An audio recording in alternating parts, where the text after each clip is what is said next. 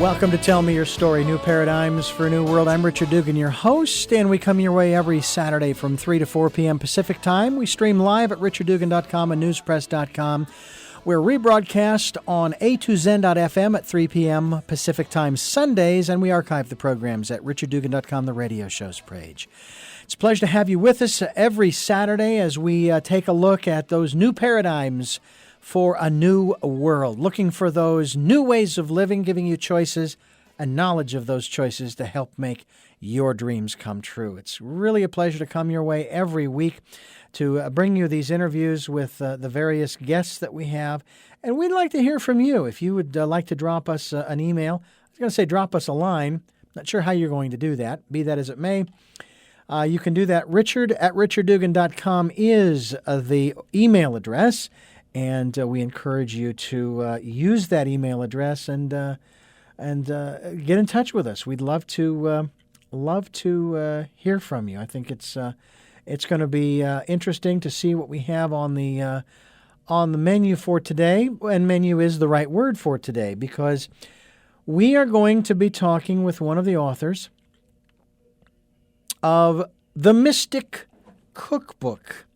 And I think it's going to be a lot of fun today because we all like to talk about food, and even more so how to eat it. But this is going to be about the secret alchemy of food. And this is a book that's co-authored by Medow Linn and Denise Linn also. And we want to welcome you to the program, Meadow. Hi, thank you so much, Richard. It's a joy to be here. Now, I guess we'll start right at the beginning. I mean, you can go into any bookstore or go online. I like using the metaphor of the bookstore because it's more descriptive from my perspective. And you can see shelf after shelf after shelf of cookbooks.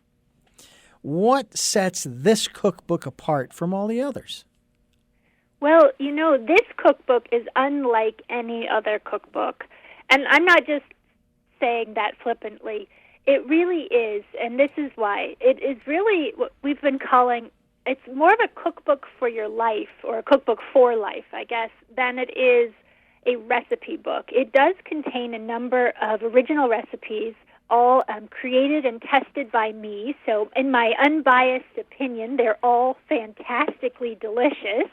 But more than that, the book offers a gateway for opening your consciousness and stepping further into your power and deepening your spiritual connection and creating more joy in your life simply by the way that you approach your meals, by the way that you eat them, the way that you choose your food, and the relationship that you have with your food. Because let's face it, we all have to eat. So why not make it something that's pleasurable and joyful and something that can enhance our life and open us up to even greater possibilities? Well, now, first of all, I want to compliment you on, let me put it another way. I'm looking at your picture, and you don't weigh 300 to 400 pounds. Not yet, no. Well, let's hope it doesn't get to that. And that's very interesting when I see chefs who, I have to say that I do look at Julia Child, and she seemed to, obviously she loved to eat, but she also loved to cook, and she cooked incredibly delicious things, so I've been told. But you come from a little different background. You don't actually come from a cooking background because your mother, Denise, who is a co-author of the book, is a world-renowned healer and teacher as well. How much of an influence did she have on your desire to cook? Well, as far as I've been passionate about food and cooking since I can remember. My earliest childhood memory, or one of them, is I wanted to make something, and I was probably only 3 years old, and I remember going into the dining room and grabbing a chair and dragging it into the kitchen, and I was barely as tall as the seat of the chair. I remember climbing up on that chair and then stretching my arms up high to reach into the cupboard that I can barely reach and pull out a number of jars and bags of different ingredients and making my first dish, and I think I was about 3 years old. So food has it's been something I've been passionate about my entire life. You can even tell as soon as I start talking about it, my voice gets higher and I start talking faster because it's something that I am so excited about. And it's kind of the family joke that my life is chronicled in the meals that I've eaten. So it is something that has always been a part of me. And then when I went to graduate school, I actually studied in Paris, and I got a master's degree from Columbia University in French cultural studies. And my focus, my thesis, was on the history and sociology of eating in France. So I've looked at it from both that of a cook. I have been cooking professionally, catering. I'm self-taught, but I've been catering my mom's retreats for 18 years. And then in school, in graduate school, I studied kind of the academic side of it. And now it's been such a joy to blend that with my mom's 40-year background in spirituality and mind, body, spirit, and take what I've learned about the physical act of cooking and eating and blend that with her background in spirituality. And we've seen from the experiences of the people who've come to our ranch that they have dramatic changes in their life, not just from the deep inner work that they're doing in the class with her, but also because we make mealtime such a celebration. I infuse the food with love when I make it because I love what I'm doing. And so that goes into the food, but also we set the music, we set the table, we even create like table settings. My mom likes to talk about them as being like mini altars. So we set all of that to go with the meal, whatever the theme is. If it's Mexican, maybe we have mariachi music and piñatas and everything's very colorful. Or maybe we're having a day where we need a little more solitude or reflection. And so maybe it's a Zen meal and it's all very precise and clean lines.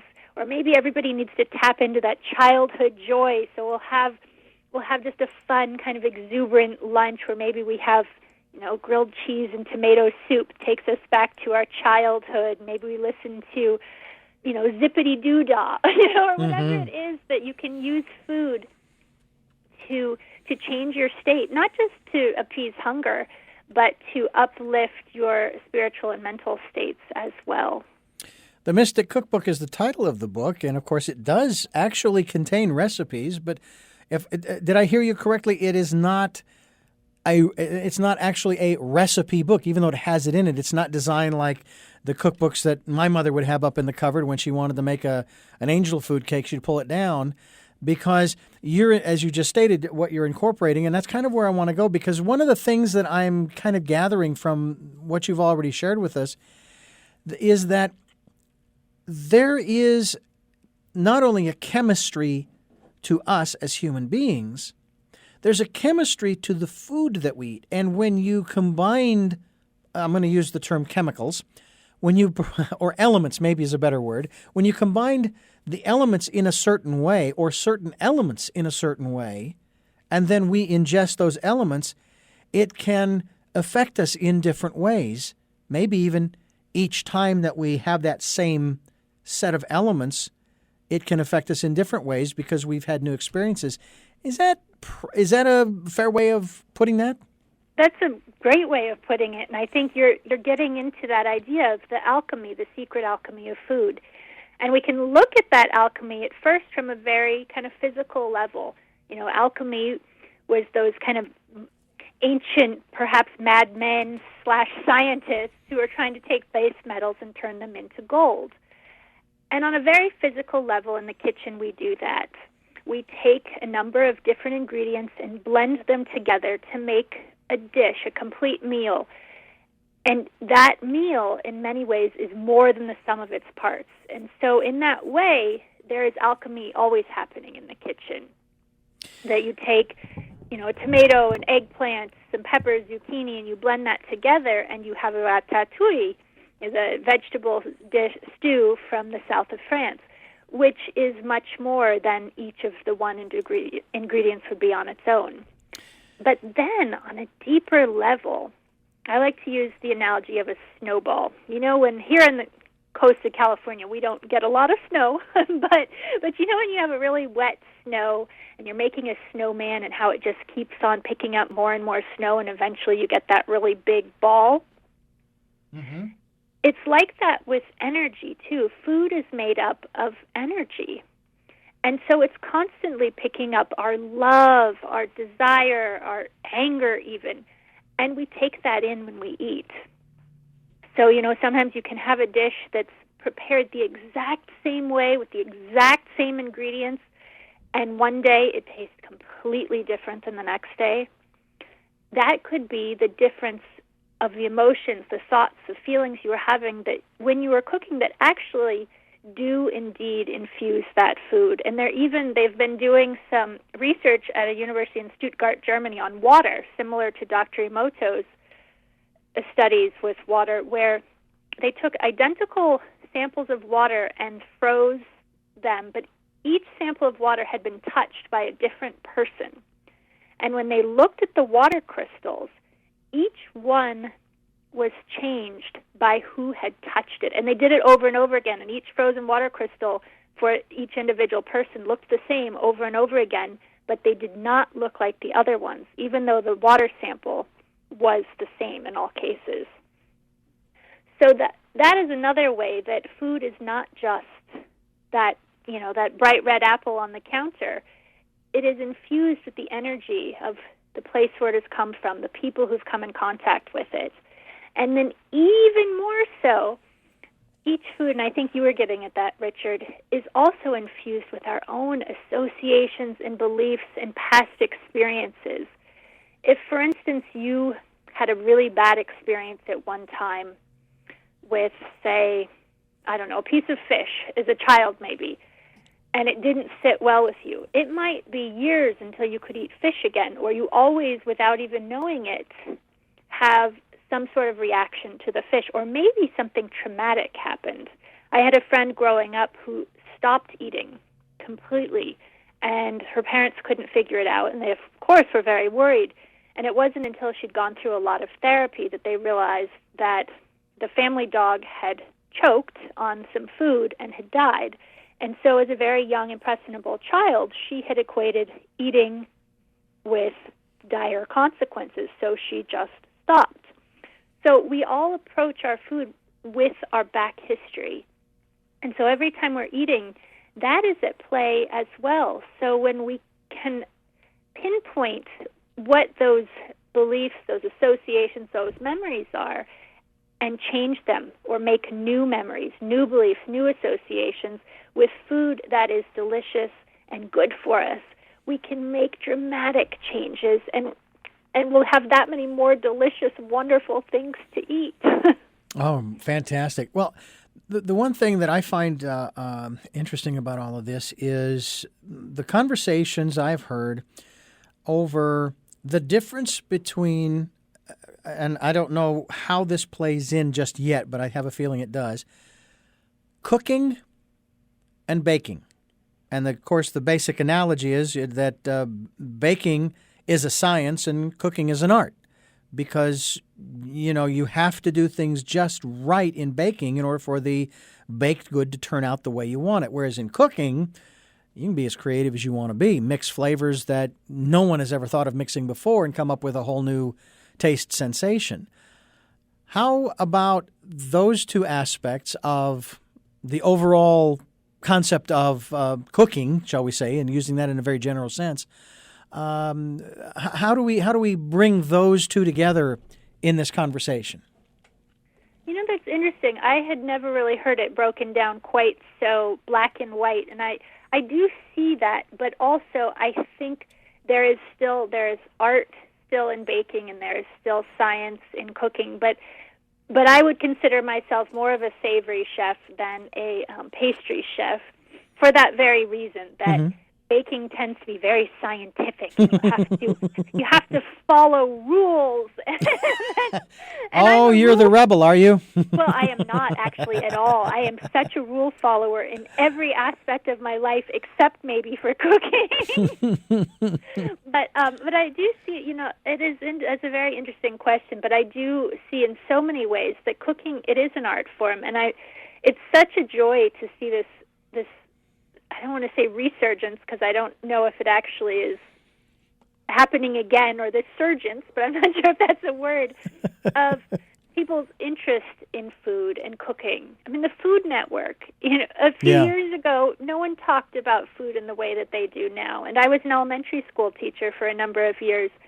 And the kids would come into class not necessarily talking about the latest pop star, but they came in talking about their favorite chefs and their favorite episode they'd seen the night before on the Food Network.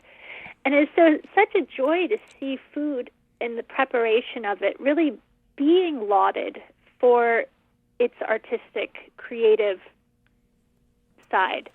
Because really it is. And the more that we can eat as an art form in a way, and I don't know, that doesn't exactly make sense. I'll give a better example. I guess when we notice the beauty in the food that nature provides for us as well, that nature has already made our food into art. For instance, cauliflower, it's kind of one of those so-so vegetables in my opinion. Like, it's good, but I'm not going to go out of my way necessarily to seek it out. But then if you spend a little bit of time, even just 30 seconds, admiring it, it is so beautiful. And the more time you absorb that beauty, see what nature has already provided for us, and you take that beauty in, the more beauty you eat, the more you will continue to eat. The more beauty you see, the more beauty there'll be in your life, and it makes a difference. I enjoy cauliflower so much more than I ever used to after I took the time to really see it. And so often I don't think we do see our food. Well, the part of the reason is because it's not on the plate long enough. I mean, and quite honestly, and I can speak from firsthand experience, I literally sometimes have to slow myself down, and I can only assume that this goes back to my childhood. I mean, I had a brother and 4 sisters, and I can only assume that my psychological makeup was that I better eat all of this and eat it fast, or someone else is going to eat it for me. And that's kind of stayed with me. And it's like, well, now you don't have to do that. There aren't 7 other people vying for your food, It wasn't, and not that it was a free-for-all, mind you, but I mean, that's kind of the mindset that big families might get into, and then they carry that over into adulthood. And then, either they overeat to excess and then they start putting on the weight, or they just wolf it down. And like I said, I've caught myself a couple of times. And it's in a way that's kind of scary. It's like, really? Am I really doing that? Yeah. And that's very much, my mom grew up that way too. She grew up in a family, 3 siblings, and her parents had a pretty tenuous relationship. And so not only was there not a lot of food, and they had to eat really fast to make sure they got enough and fight for the food among the siblings, but also she said that a lot of times her parents would start fighting at the dinner. So they wanted to get the food fast before the parents would start arguing, or food would be thrown at one of the other parents. It wasn't necessarily an idyllic family meal. Frenzied feast before the fight. Exactly. Yeah. So, a lot of people do grow up with that, and it does create lasting effects into adulthood that either make you eat faster or have an unhealthy relationship with food. And so as we were talking about food being elevated to an art and being something that is more part of part of our vernacular, that hopefully people will be able to step beyond that if that was your background. And, my mom's been working on it. Sometimes, my dad will joke. He'll say, didn't you just eat breakfast? And she'll say, yeah, but I was, I was doing email, or I was going too fast. I didn't taste it. So I have to eat again to have that feeling of, because something, if you eat too fast, your brain doesn't process that you've eaten it, so your stomach doesn't feel as full. And you were talking about weight before, and Julia Childs, and from my experience of living in France too, I've noticed that the French, it's the French paradox. They eat pretty rich food, but the difference is that they eat slowly. They eat multiple courses, but they're very small, and they eat over a long period of time. And the difference that really seems to be lacking here in America is the idea that sharing meals, eating, is about community. It's about conviviality. They did a study at the University of Pennsylvania in the psychology department where they I don't know if they showed a piece of cake or a picture of chocolate cake to a group of French women, and they asked them to give a one-word description. Most of the French women said celebration, whereas the American women, when asked to give a one-word description of the chocolate cake, they said guilt. That here in this country we have this idea foods are good, they're bad. We don't necessarily see the communal part of it. And when you see food as something that you share with others, but goes back to the Bible, breaking bread, that when you sit down and you slow down, you end up eating less. So that's a good thing. And you also end up spending more time noticing your food, as you said. Not just noticing that you're eating it, but noticing the aromas, the textures, the way it sounds even, and the way it feels in your mouth. Mm-hmm. And advertisers even recognize that. Snap, crackle, and pop. Mm-hmm. Would Rice Krispies be nearly as good if they went, poof poof, or or Vlasic pickles? I think their slogan is the best crunch you've ever tasted. Yeah. That or what if potato chips had the texture of pudding? Yeah. That the texture or the sound is also important. And when you do slow down and you eat in that, they use the term now mindful eating, it does make you more aware of every aspect, which is wonderful because, one, you don't gain as much weight, but also you are enjoying more. And when you set that template, because we have to eat every day, that spreads out into all aspects of our life because food really is at the heart of everything. Indeed it is. And to that, I want to pursue this particular line. People eat out a lot. Mm-hmm. And they eat at a lot of different places, both sit-down dining as well as fast food. And I can speak from personal firsthand experience that, number one, many of the fast food places that I have eaten at, and recently, it's like, yes, you can smell it in the air, and maybe you can taste it on the first bite, but after a few bites, it's like, what is this? It's not bad enough that you're not going to eat it, but it's like there's no real flavor there. Now, in the sit-down dinner places that I've frequented, even here in Santa Barbara, I've come across some restaurants where the food really isn't that good. I don't know if it's because of where they've gotten the produce or because of the way it's been prepared, but it really wasn't very good. And yet people are raving about this particular restaurant. And I often wonder if patrons ever say to the waiter or waitress or to the manager, or even if they get a chance to the chef, this really wasn't that good. I don't know what you did, but it just doesn't taste good.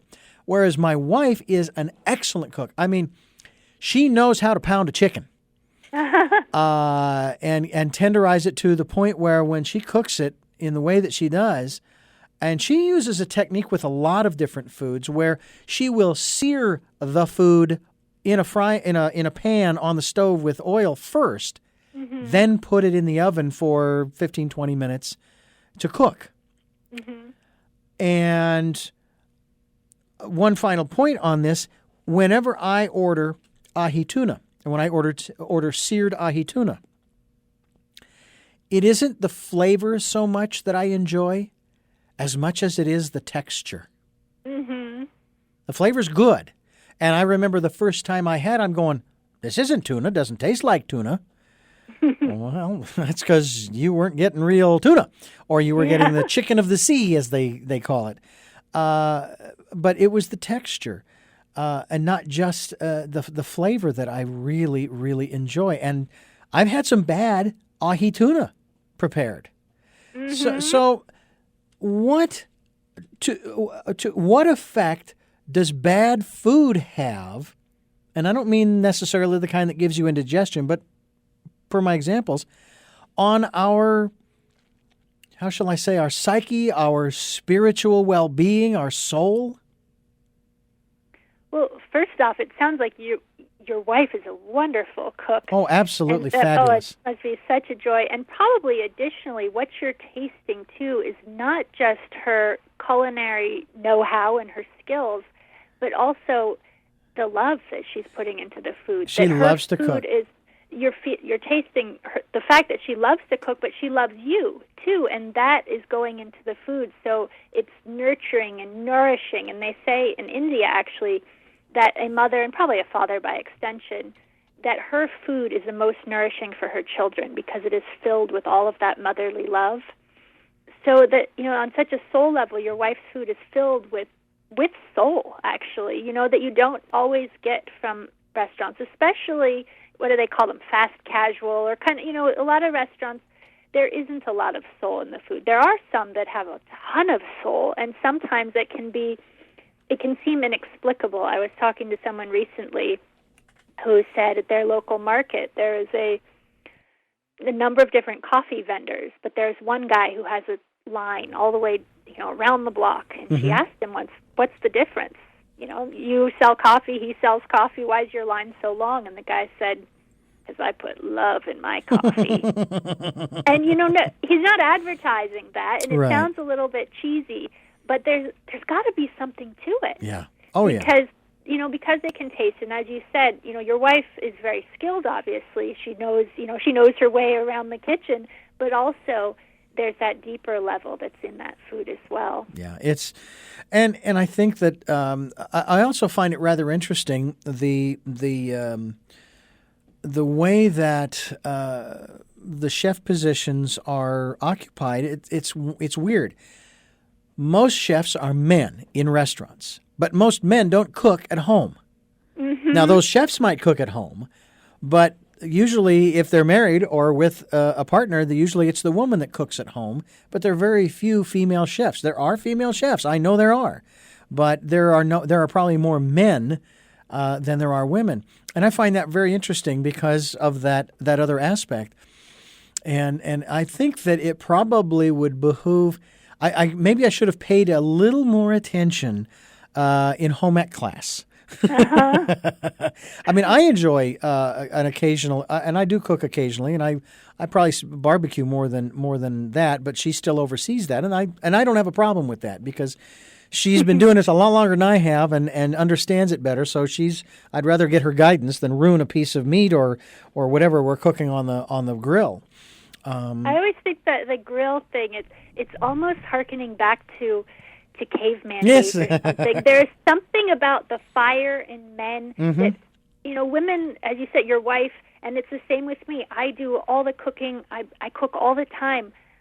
But usually if there's a man around, he's the one man in the barbecue. There's this, it's this interesting thing. I think it harkens back to those days of rubbing sticks together and making fire and cooking the meat. And it's interesting to see how far we've progressed, but we still, at our base, we still have those traces of our forefathers. Yes, exactly. Exactly right. We're talking with Medow Linn, and she is the co-author with her mother, Denise, of the Mystic Cookbook. I like that title. That's very neat, especially considering we're talking about the secret alchemy of food, as we discussed it early in the program. We're going to continue our program in just a moment. I'm Richard Dugan. This is Tell Me Your Story. Tell me your stories. I'll do my best to understand you. Welcome back to Tell Me Your Story. I'm Richard Dugan, your host, bringing you new paradigms for a new world. I tell you what, Meadow, I am. This program's making me hungry, and we're not even talking about specific foods here. Just in general, we're talking about what we eat and how it affects us. How much truth is there? And let me preface it by saying that many of the, I'll call them wise sayings that we learned as we were growing up, like sticks and stones, and you can't change another person, are lies. Because sticks and stones will hurt your bones, and so will words. And you can change other people, not necessarily in an aggressive way, but in a passive way. When you change yourself, you change the people around you. They either stick with you and love the growth that you're going through, or they want nothing to do with you and they go away. You've changed them. So how true is this statement? You are what you eat. Goodness, I think it's true, actually, but in ways perhaps people don't usually think about, that it is not just those, and I was alluding to this earlier, it's not just the base minerals and vitamins and calories and fats and proteins, all the things that you get on a nutrition label that we're eating every time we eat. As I said, we're also eating our thoughts, our beliefs, our associations. And so when we eat, you are getting the nutrition or the lack thereof, depending on what you're eating, but you're also getting other information. For instance, there is a man named Mark David who's done I'm getting tongue-tied, but he's done some research on this very idea. And one of the things he writes about is ice cream. I mean, who doesn't love ice cream? And he says that when, for instance, you are eating vanilla ice cream and it's your favorite flavor and you're very happy to be eating vanilla ice cream, your body actually assimilates it and metabolizes it much better than if you're thinking, gosh, I wish I was having, Java chip, or God, oh, I'm so guilty, I'm so stressed, I shouldn't be eating this is bad for me. And when you're having all those thoughts as you eat the ice cream, your body actually doesn't metabolize it as well. And that's not free license to eat, vats of vanilla ice cream. My favorite. But it goes to show that it is not simply what's written on that nutrition label. And you can also use this for health food as well, too. For instance, my mom used the example of alfalfa sprouts. For years, she ate them because she thought they were healthy for her. Everyone tells you, sprouts are good for you. And then one day she really tasted them and thought, I actually don't really care for these. And so she stopped eating them. And the truth is they probably weren't as healthy for her as they would be for someone who really enjoyed them. Because if you're constantly eating them thinking, these really don't taste good, or I'm eating this because it's good for me, you're eating those thoughts as well. So you're not just getting the good nutrients, you're also getting the blech, that's terrible thoughts and feelings too. So as much as possible, I urge people to, say, love what you eat and eat what you love. And that means finding that balance of foods that you find tasty and foods that are nutritious for you, rather than eating things that you hate because you think they're good for you, or eating all these things that you love but they really aren't good for you, and every time you eat them you think, I shouldn't be eating this,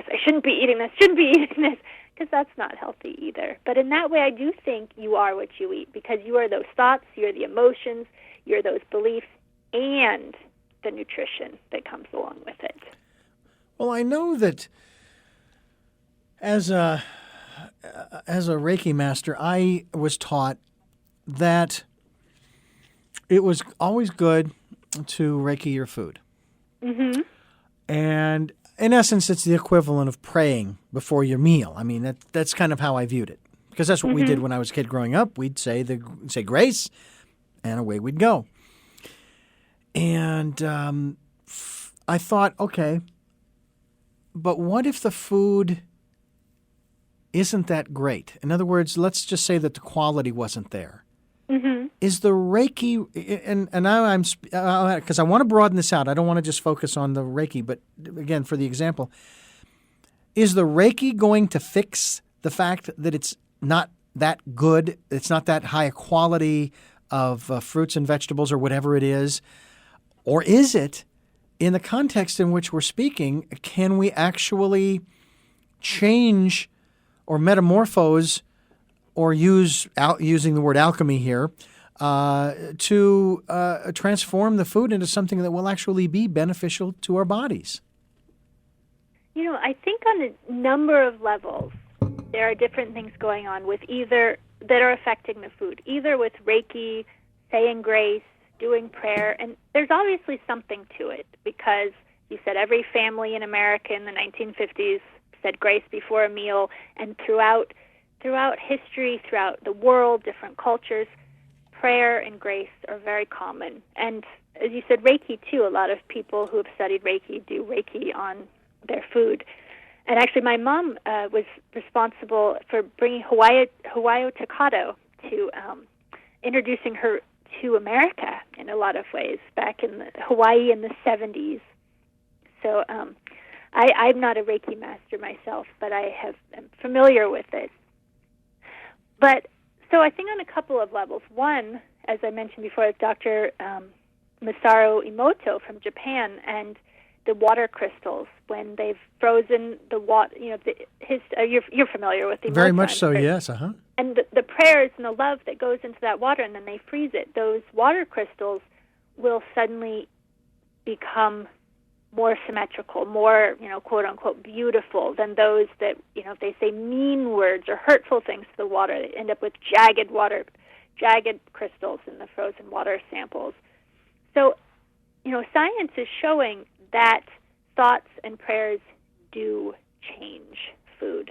And then the other side of that, whether you're doing Reiki on your food or saying grace or prayer, it also, I think, it's that moment of reflection, that recognition that you are going to eat, that plants and animals have given their life for your meal, that somebody has spent time in the kitchen lovingly, hopefully, cooking and preparing and plating this meal for you.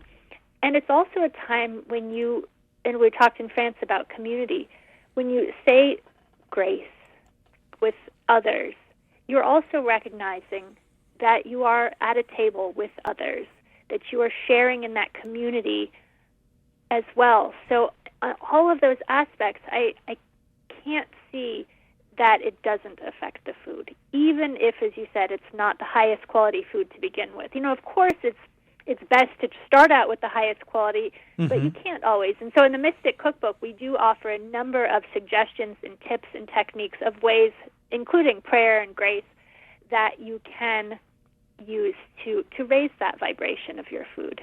I had a dear friend who, he lived with us for a few months before his passing, and one of his, I'll call them quirks, was that he, and he cooked for us quite often as well, and he would spend sometimes 15 to 20 minutes just preparing his plate. We'd get in there and we'd spoon in the potatoes and the this and the that and the meat and the salad and put them all on our plate, and not like we were throwing stuff around or anything, but, we'd get our plates loaded and then we'd go sit down and then we'd watch him for the next 15 or 20 minutes just meticulously preparing and positioning and cutting and so on and so forth. And we used to joke about that a little bit, that we were done eating before he was done preparing his plate. Wow. But I have to wonder because I know that especially in restaurants, presentation is extremely important. And so I have to wonder if even in our own private dinner tables, that, again, presentation, taking the time to, I don't know that there's anything like feng shui for a plate and food, but, what's wrong with taking a few extra minutes to make it look presentable, even if it's just for you? It does. It makes a difference. And actually, speaking of feng shui, in the Mystic Cookbook, we have a whole chapter on the feng shui of your kitchen and dining room. Oh, wow. Yeah. But as far as the presentation, they have that expression, you eat with your eyes. Mm-hmm. And it's true in so many ways. For instance, I like to use the example of raw oysters. The first time I had them, I was a kid. My mom and I were camping on the coast of Oregon, and we went to to a place where they were raising their oysters or harvesting them right there on the beach and shucking them and putting them in jars. So they were the freshest oysters you could possibly imagine. We went back to our campsite and we ate them out of the jar with a plastic spoon. I thought they were so disgusting. And I'm not a very picky kid, but those did not appeal to me. And then years later, I was living in Paris, and my boyfriend at the time took me to a Parisian cafe where they have the oysters and the other shellfish stalls outside, all in a beautiful bed of ice. And inside, we had a crisp white wine. There was probably candles lit. In my memory, there was an accordion player. I'm sure there wasn't really, but and then we got this beautiful platter with a bed of ice and these beautiful oysters on the half shell with a delicious mignonette sauce. And of course, I was with my boyfriend, and it was all so beautiful. And here I was in Paris. Those oysters tasted so good. And to this day, I will go way out of my way to get raw oysters on the half shell.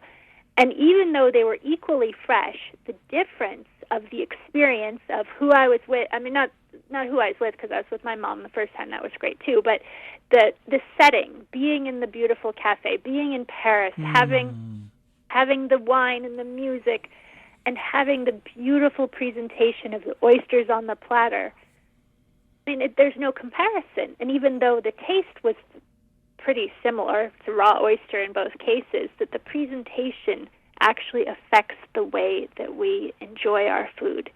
And color, too. Color is another huge aspect of how we enjoy our meals, and it affects us in many different ways. And we go into much more detail and depth in the Mystic Cookbook about color, but just a quick little tidbit, red is an appetite stimulant. So if you notice when you have red food, you want to eat a lot. McDonald's, Target, what colors do they use? Red, because they want you to buy a lot or eat a lot. Yeah. So that presentation makes a huge difference. Imagine if watermelon were gray. It wouldn't be the same. I hear you.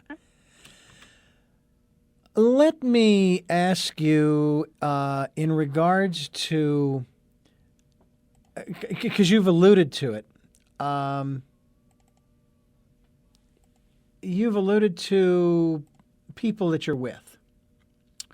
Mm-hmm. If you're with someone who does not care for, let's just say you go to a seafood restaurant. Uh-huh. Right there on the pier or there in the marina, and you're with someone who does not care for seafood. Now, yes, they have all of these other non-seafood items on the menu, which is great.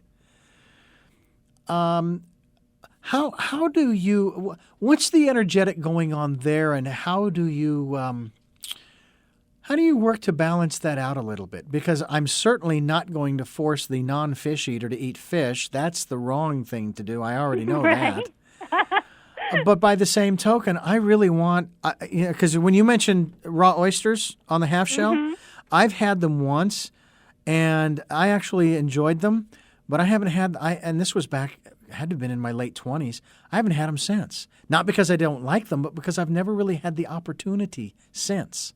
Mm-hmm. And so I'm thinking, well, do I need to go to the local fish restaurant and just order myself a half dozen oysters on the half shell for one? What about... you live in Santa Barbara. There are some wonderful fish restaurants. Absolutely, there are. But what about that in terms of that dynamic when you have two people who are out to dinner and one of them really doesn't care for the main food that may be served at that restaurant, that maybe that restaurant's known for? It certainly does make a difference. And as you said, I've been talking a lot about eating with others, a sense of community. And I know for myself, because food is so important to me, that sometimes it's challenging when I'm out to dinner with somebody, regardless of what type of restaurant or certain proclivities, but when they're just not that into food. And I understand that I am the far extreme. But I like to take that time to, as I said, recognize what I'm eating. And I don't have to talk about the meal during the entire meal, because that also can get a little overplayed. but I do like to recognize what we're eating and explore it a little bit. And in that same way with you were saying, if you're at a fish restaurant and the other person's just not into it, it can be challenging if you have different expectations of how the meal will be, not just what you're eating, but how the conversation will go, what the dynamic will be. And in your question, I don't know what I guess, to each his own. I don't believe that there's any one food or any one diet that works for everybody, but it's a shame if you're not into seafood and you happen to be at a seafood restaurant and you go or a vegetarian restaurant and you want a side of beef. Yeah. That kind of thing. You need to decide those things ahead of time. And at the same time, for example, my wife wants to cook fish, for example, seared ahi. She wants to cook it for me, but she is not a fan. And I haven't let her do that yet, just simply because it's like, well, I would like for us both to, maybe enjoy the same thing, although that's not to say that we order the same thing at the restaurant, so I don't know why I have such a problem with that. Right. But it's like, okay, you're cooking one thing for you and one thing for me. Well, I don't, I guess that's something I've got to get over. But I do find that interesting that, you have people that they'll go out and they'll dine and they're at a seafood restaurant or they're at any other specialty type restaurant and they order a hamburger. Mm-hmm. And that brings up another subject, being adventurous, if you will, trying new foods, and then the converse, not eating foods that don't like you, so to speak. Right. Well, this is interesting. I learned recently that, back to France, actually. In France, they have a national curriculum, and they also have free preschool for everybody. And in this free preschool program, they hire professional chefs to prepare the meals that are all free, and they set a menu, I think weekly or monthly, and they get together with, I think it's kind of the equivalent of the PTA and the chefs and probably the French government too, because they have a huge bureaucracy. And they get together and they set these menus for their creche, for their preschool. And part of the goal is diversity, to introduce children. So it's part of their education system, which we are lacking here, mm-hmm. is a culinary education, to introduce children to food from a very, very young age in a wide variety of foods. And this is what I learned recently that's interesting.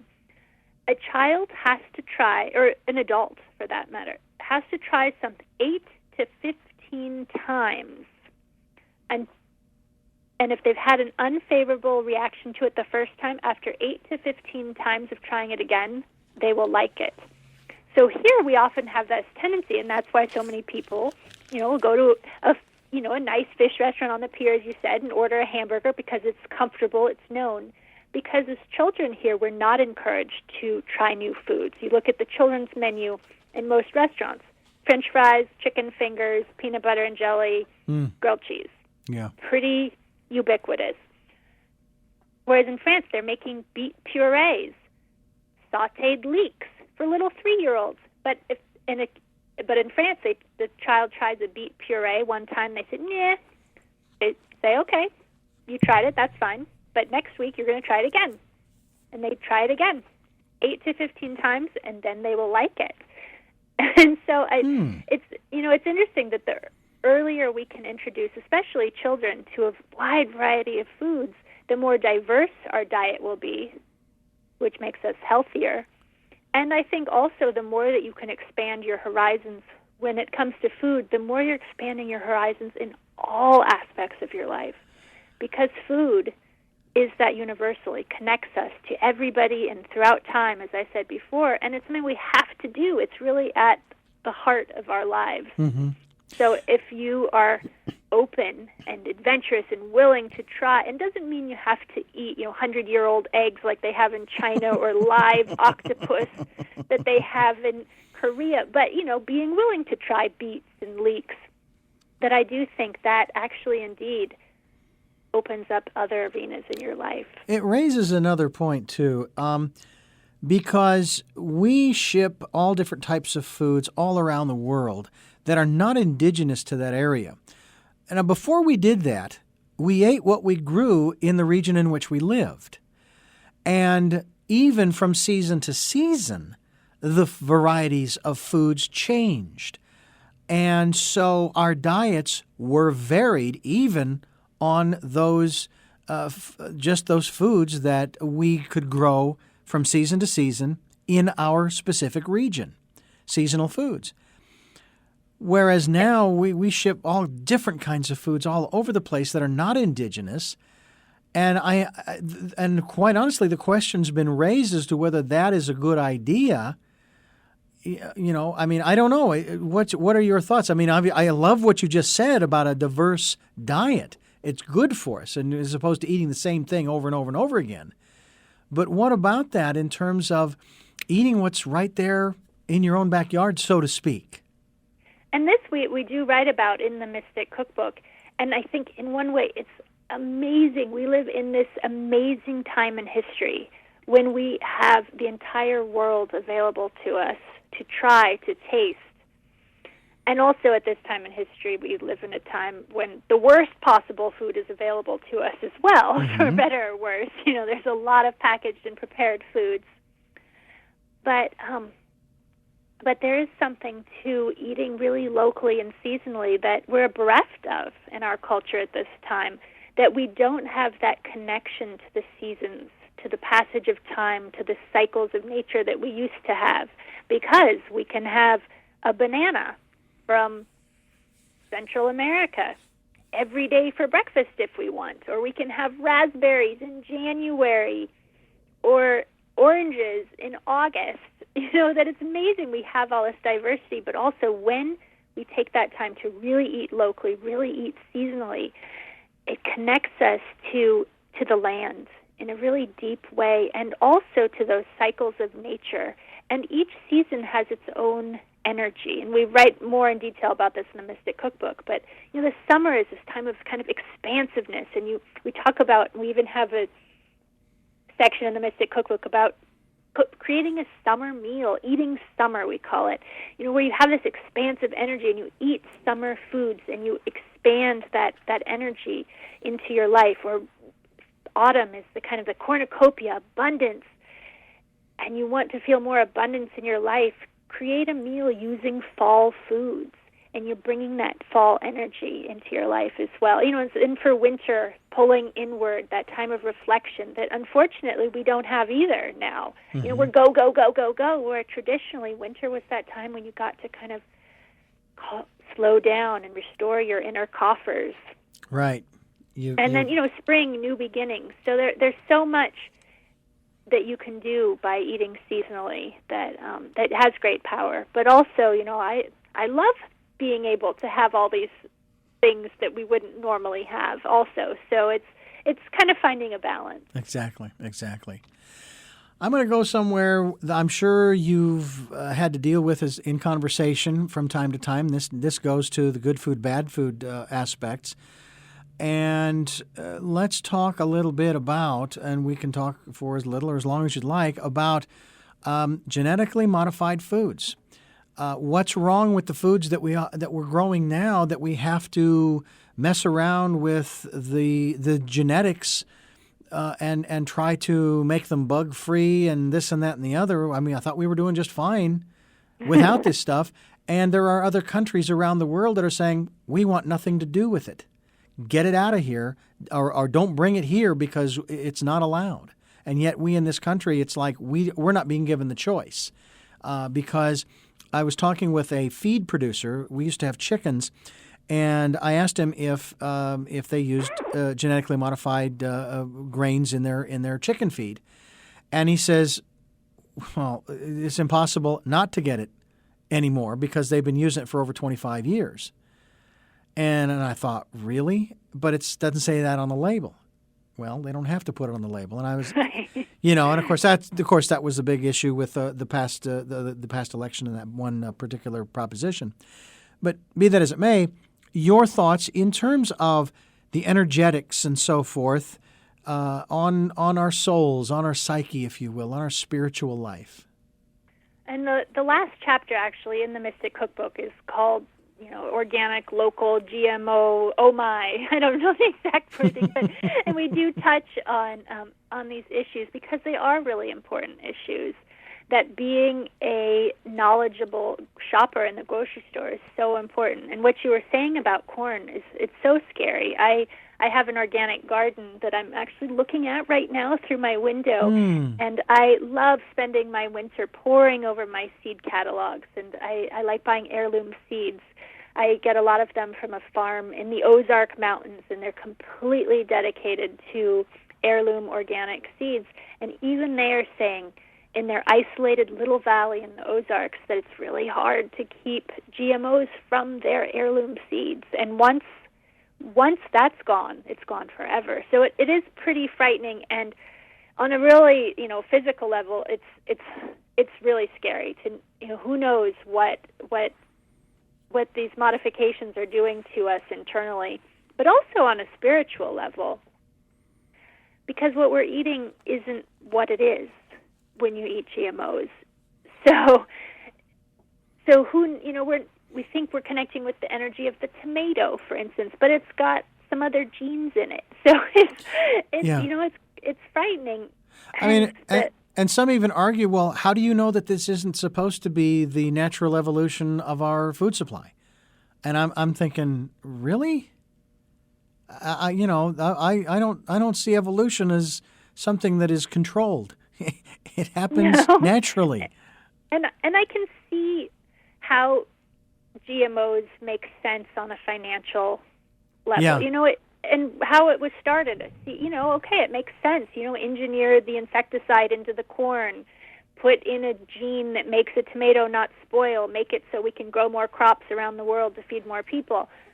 It makes sense, but also it's not our job to manipulate nature. I mean, that's why Mary Shelley wrote Frankenstein, Yeah. It doesn't, or, Jurassic Park, it doesn't work. Yeah. And, it's especially scary with GMOs, and I have to try to rein myself in because I could get going for a while here. Sure. But it's also the food allergies. There's been a huge increase in food allergies that started about 20 years ago, about the same time that GMOs hit the market. Mm-hmm. And it's because of allergy is our body's reaction to a protein in a specific food. And when they create or they genetically modify a food, typically what they're doing is they are adding or removing a protein in that food. So, of course, if that protein has been modified or changed, there's going to be more allergic reactions because that's what your body is reacting to. And actually, I don't even know why I have it here next to my desk, but I have a little statistic from 1997 to 2008, a 3 times increase in childhood peanut allergies. So between 1997 and 2008, 3 more times the children got peanut allergies than ever before. I remember conducting an interview in 1983, and it's amazing I actually remember the year. It was early in my career, and I was interviewing a nutritional expert, and this was when the product Equal was just coming out on the market and being put into everything, known as aspartame. And I remember asking the woman point blank, has this been thoroughly tested and it's perfectly safe? And, of course, she responded yes. And, of course, my wife at that time and I, we started, and, of course, they brought in this big box of various products with the aspartame in it. And so we took it home and started eating it. And my wife started to get nausea and headaches, and I got mood swings. And so we the only conclusion we could come up with was it was this stuff. So we both got off it. I wanted to try it one more time to test it, and I got the same reaction. And then about 10 years later, I was doing an interview with a gentleman who owned a funeral home. He was a mortuary. He was a mortician.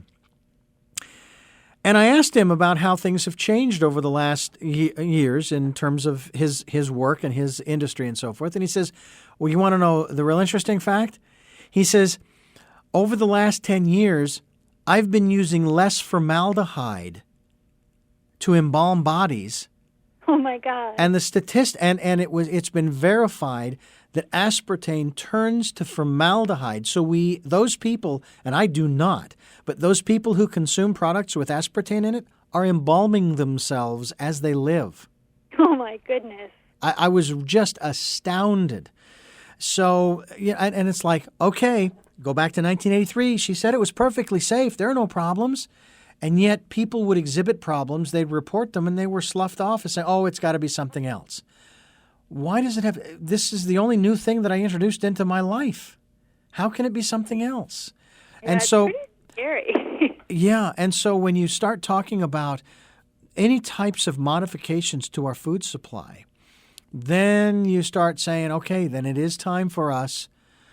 Although, just from what you said about heirloom seeds, it's time for us to grow our own gardens and grow our own food. But then again, how can you be sure that the seeds that you're using are, okay to use? That's the next issue. And then we start getting into that attitude of lack, or that perspective that, oh my gosh, then there isn't going to be enough food, and we start hoarding and this and that and the other thing. And we don't want to go down that path either. That's not healthy for us either way. And I'm not sure that raking GMO foods is necessarily the answer either. No, I think there are times to be spiritual and there's times to fight, and it's knowing when to do which. But yeah. I think it's important that we make a stand, that we want to know what's in our food and we want it to be safe. Before we wrap up the program, last few questions for you. Who is Meadow Linn? Well, that's me.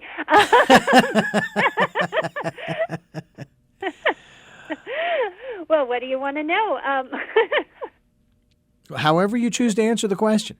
Oh, goodness. Meadow Linn is me. As you know, I am passionate about food and cooking and eating. I'm somebody who's also passionate about teaching. I was a French teacher, actually, for 8 years. I taught high school and elementary school, and working with the young children was just such a joy to see that moment when that kind of light bulb went off, and to see them grow and turn into wonderfully, beautifully talented children. It was such a joy, and I'm a mom to a dog and some chickens and some cats, and I love writing, and I love sharing what I've gained over the years about food and eating. So I guess in part of a nutshell, that's me. And what is it that you hope to or want to achieve through the work that you're doing? Goodness, there's so much. I guess my biggest kind of takeaway or giveaway would be just that idea that you don't have to struggle to grow, and that your life can be what you want it to be, and it can be joyful and happy, and a great place to start is with how you eat.